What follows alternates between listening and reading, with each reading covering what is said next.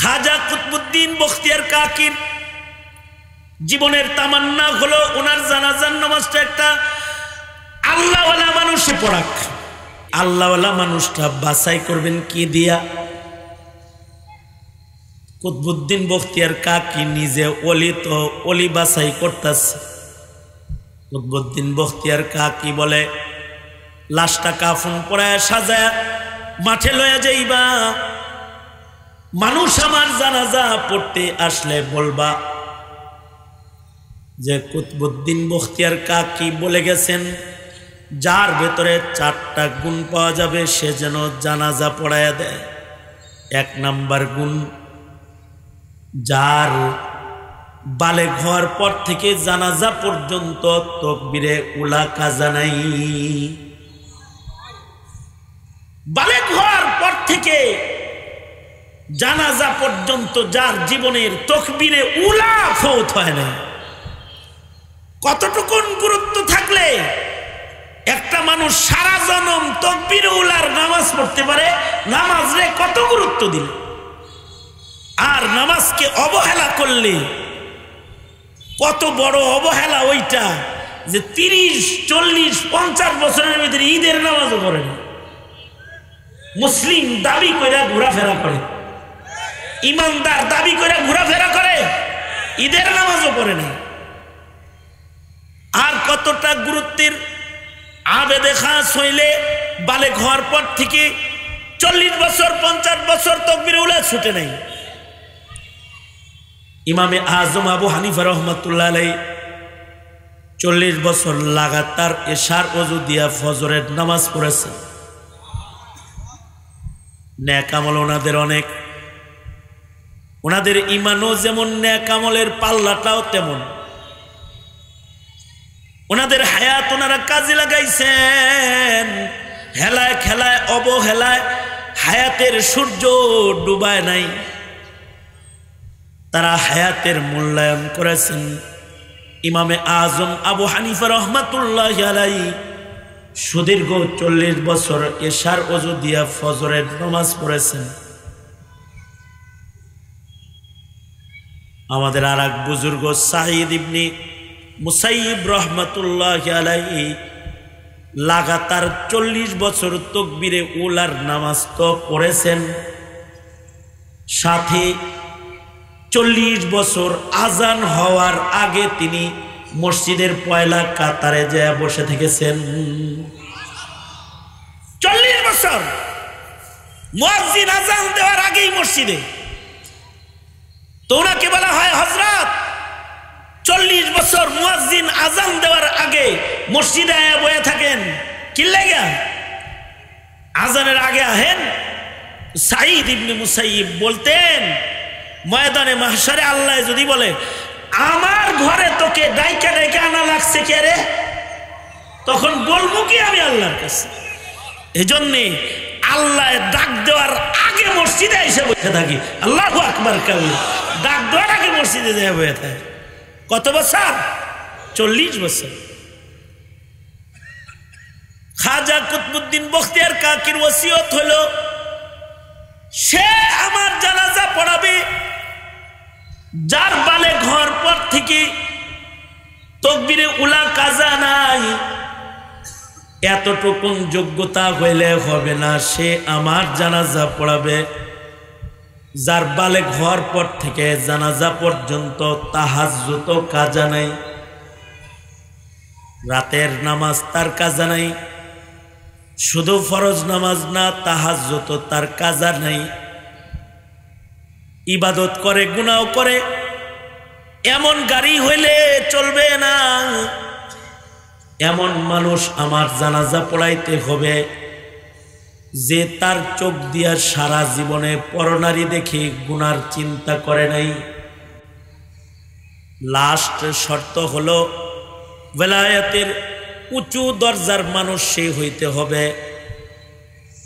এমন একজন আমার জানাজা পড়াবে যে তার জীবনে আসরের তাকবীরে উলা তো ছাড়ে নাই, জিন্দেগিতে আসরের পূর্বের সুন্নতটাও সে কখনো কাজা করে নাই। এমন 4 গুণের মানুষ ময়দানে যে থাকবে তারে দিয়া জানাজা পড়াইবা, আর এমন গুণের মানুষ না পাইলে বিনা জানাজায় লাশ কবরে নামায়া দিবা।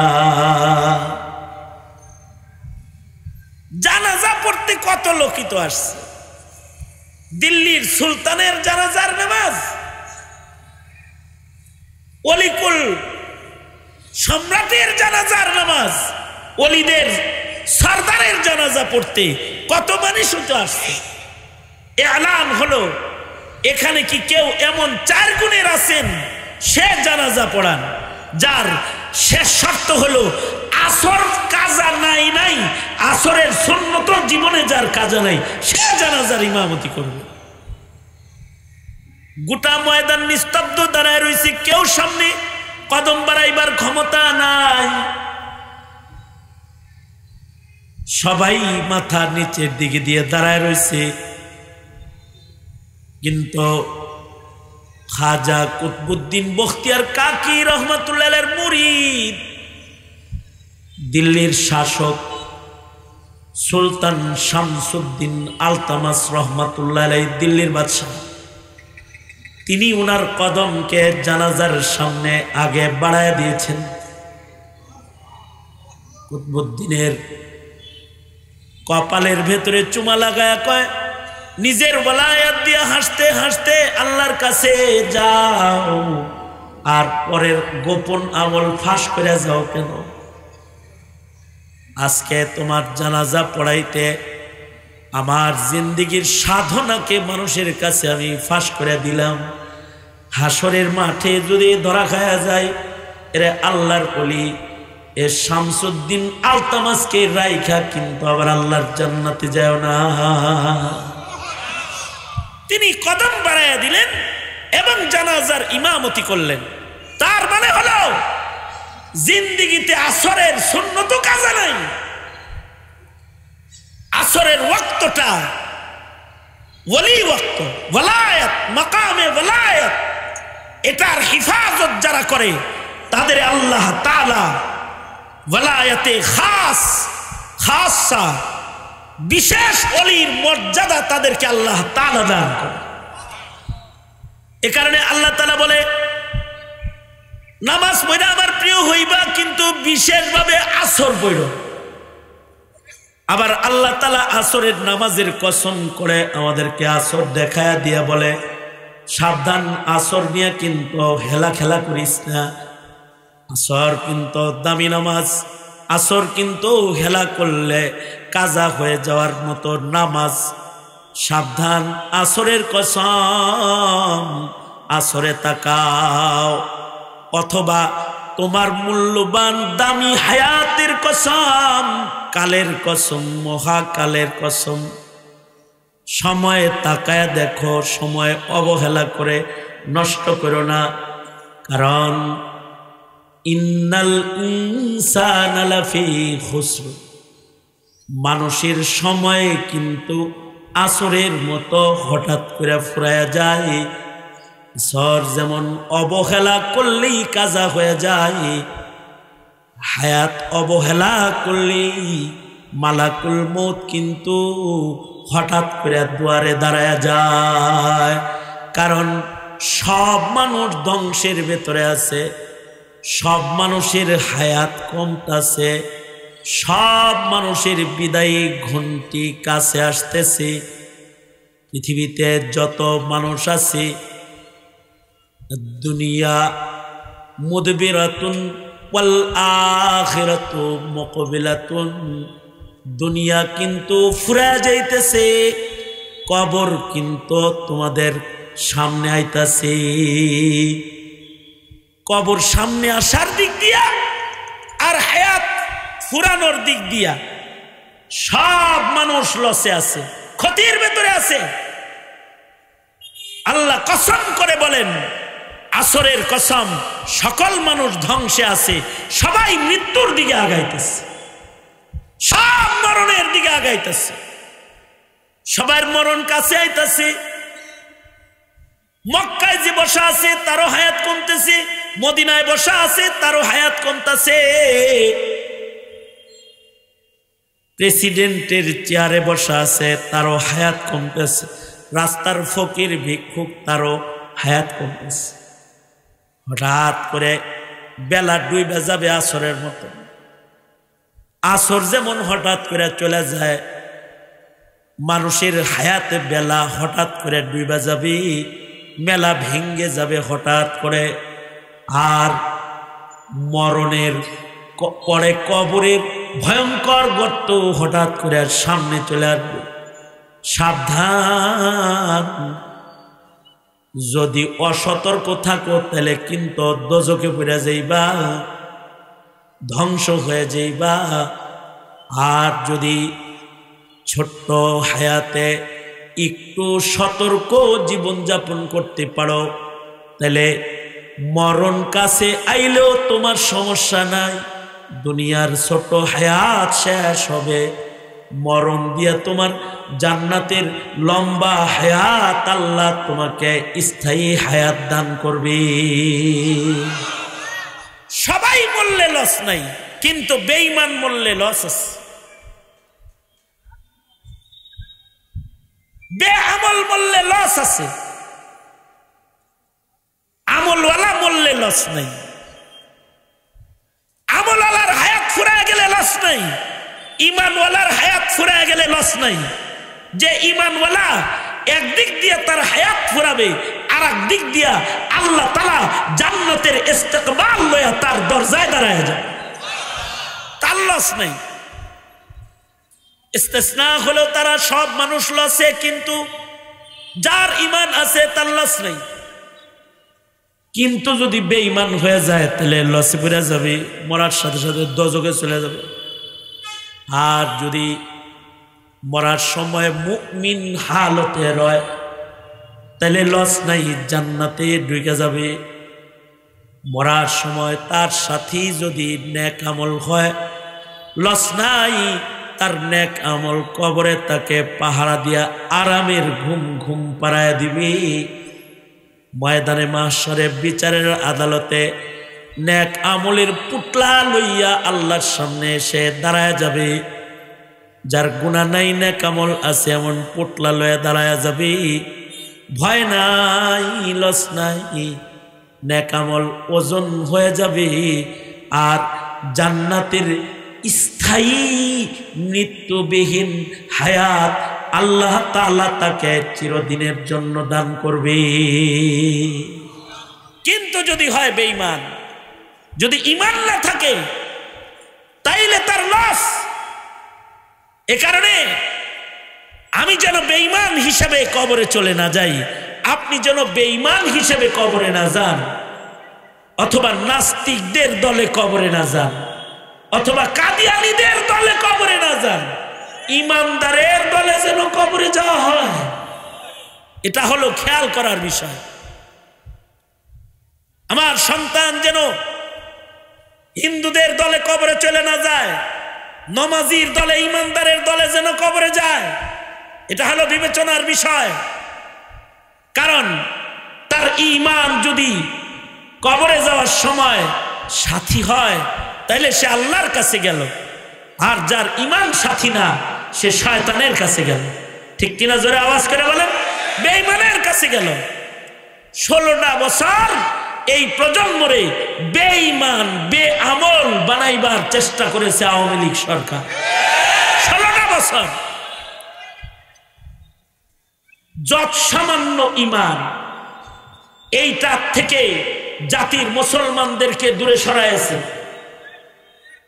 যতটুকুন ঈমানদারি স্কুল সিলেবাসে ছিল, এগুলোকে কেটে সেটে সরাইয়া দিয়ে হিন্দুত্ববাদ প্রবেশ করাইছে।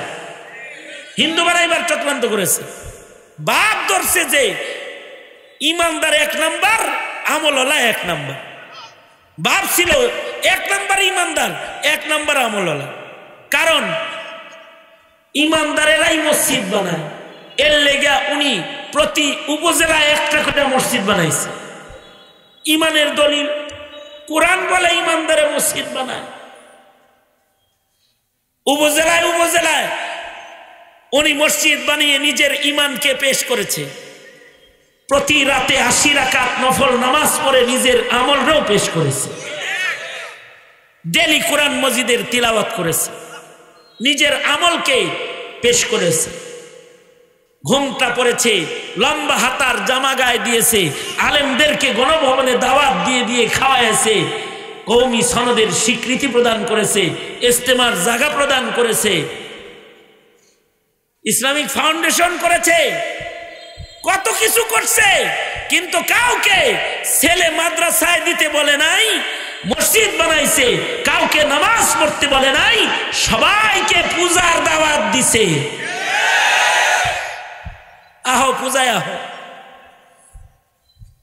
শুধু কোনো ইমানদার যদি পূজা পছন্দ করে তাইলে সে ধ্বংসের ভেতরে চলে যায়, আর কোন ইমানদার যদি খালি পূজারে অপছন্দ করে, কারণ পূজা কি মুসলমানের ইবাদত না মুশরিকের ইবাদত?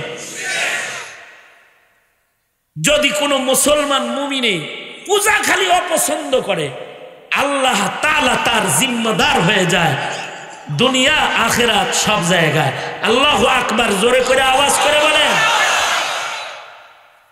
আসহাবে কাহাফের যুবকেরা, ওদের একটাই গুণ, ওরা পূজা পছন্দ করে না, মূর্তি পছন্দ করে না।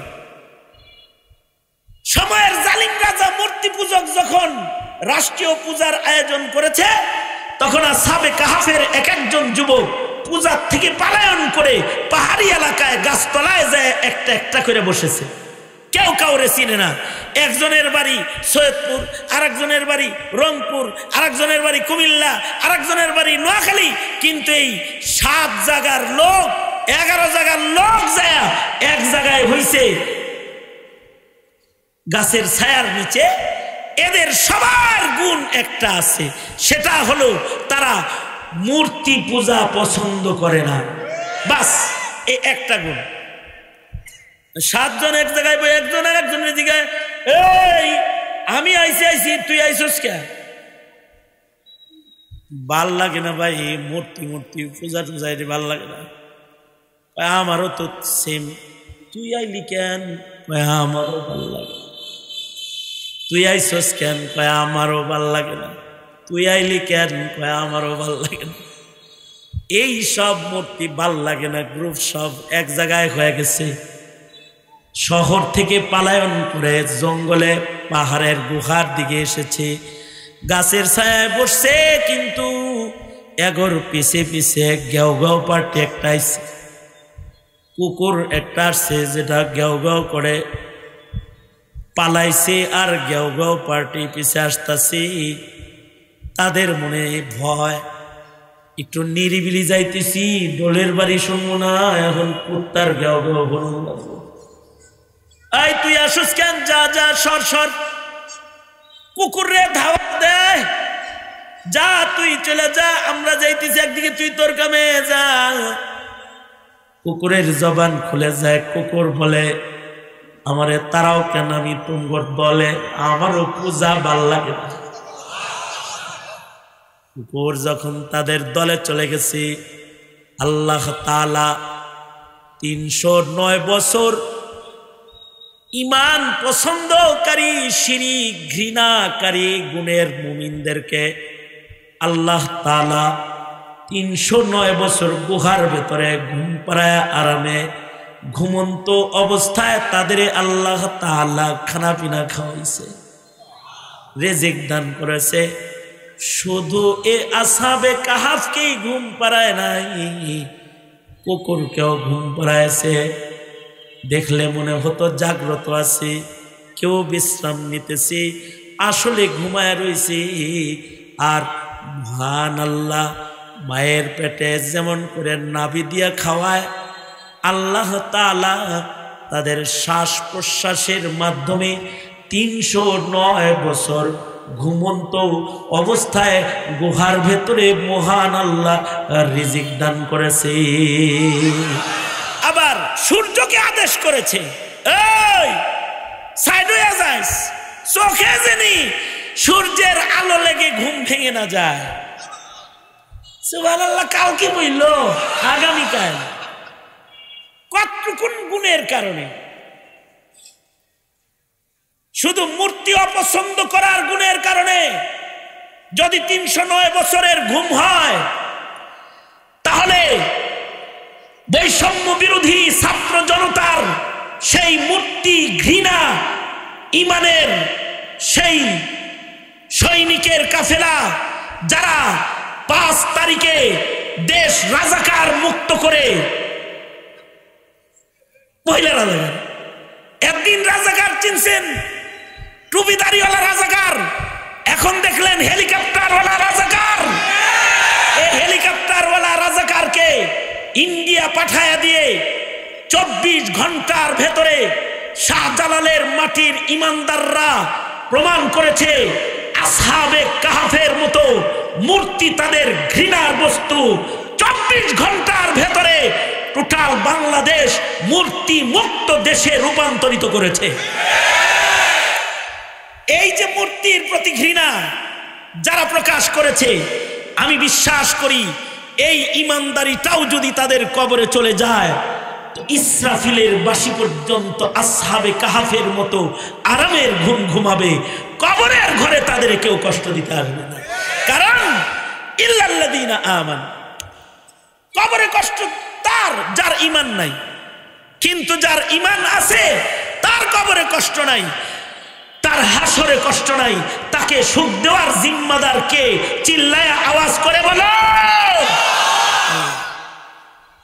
একে তো নাস্তিক, কাদিয়ানি, এদেরকে সুবিধা দিয়ে সংসদ সদস্য বানায়, ইমানের কথা বলনেওয়ালা আলেমদেরকে জেলে দিয়ে নাস্তিকতা প্রতিষ্ঠার মিশন তারা করেছে।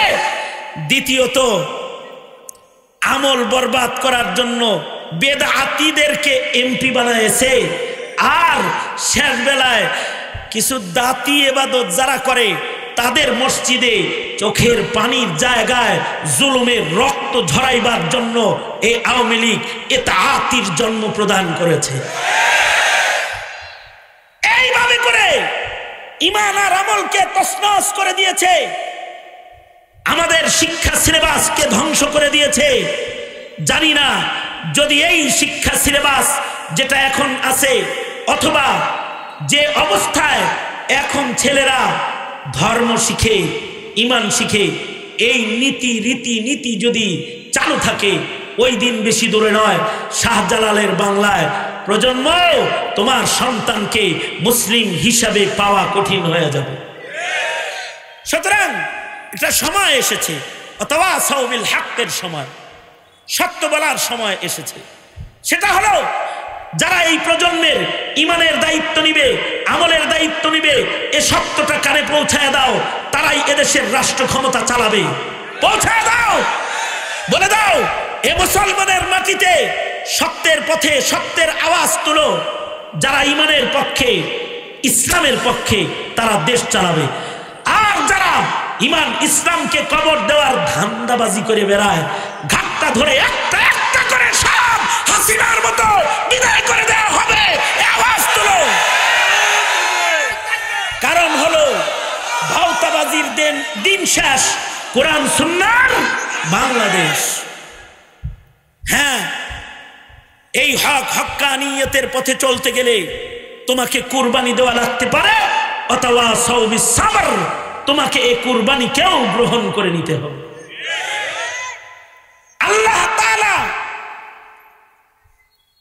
সালেহ ইনসান ও মুসলিহদের জামাতের মাধ্যমে জমিনের তহারাত ও পবিত্রতা, আবেদ ও মুজাহিদদের মাধ্যমে, দাঈদের মাধ্যমে জমিনকে আল্লাহ পাকের খেলাফত প্রতিষ্ঠার জন্য আল্লাহ তাআলা মৌলিক নীতিমালা সূরাতুল আসরের ভেতরে সংক্ষেপে বর্ণনা করেছেন। যদি এর আদলে কেউ নিজেকে করে, সে ক্ষতির থেকে বাইচা যাবে। যদি এর আদলে পরিবার গড়ে, পরিবার ক্ষতির থেকে বেঁচে যাবে। যদি সূরা আসরের আদলে সমাজ গড়ে, সমাজ ক্ষতির থেকে বেঁচে যাবে। সূরাতুল আসরের আলোকে যদি দেশ গড়ে, তো ওই দেশ ধ্বংসের হাত থেকে রেহাই পেয়ে যাবে। সুতরাং উলামায়ে কেরামের সোহবতে থেকে কোরআন সুন্নাহর আলোয় নিজের জীবন চালাতে সদা প্রস্তুত থাকবো ইনশাআল্লাহ। জোরে আওয়াজ করে বলেন ইনশাআল্লাহ, আরো জোরে আওয়াজ করে বলেন ইনশাআল্লাহ। এই মুখতাসার কিছু দাওয়াত সূরাতুল আসর তেলাওয়াত করে আপনাদের কানে আমি দাঈ হিসাবে, মুবাল্লিগ হিসাবে পৌঁছে দিলাম। समझ देने वाला, बुझ देने वाला আল্লাহ। আল্লাহ বুঝ দিলে আমল করা সম্ভব হবে। যা বলেছি, যা শুনেছেন, বলনেওয়ালা শুননেওয়ালাকে আল্লাহ তাআলা আমলের তৌফিক দান করেন, আমিন। ওয়া আখিরু দাওয়ানা আলহামদুলিল্লাহি রাব্বিল আলামিন। আসসালামু আলাইকুম ওয়া রাহমাতুল্লাহ।